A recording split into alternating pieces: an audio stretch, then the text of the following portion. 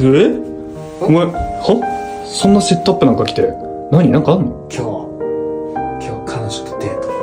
マジか、お前、いつの間に彼女いたんだよ。ごめんね。ちょっと今日夜ご飯いらないから、行ってくるね。いいなぁ。ねえねえねえねえねえ。ん？変じゃないよ。なんでそんなスーツなんて着てんの？別に変じゃないけど。いや、この前いい感じだったからさ、ちょっと今日告白しようと思っててさ。マジ？そうなんだよ。なので今日告白して、そのまま今日帰ってこないからよろしく。マジかよ、いつの間に。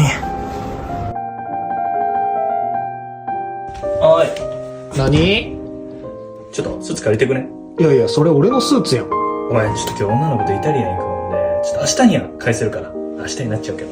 行ってくるわ。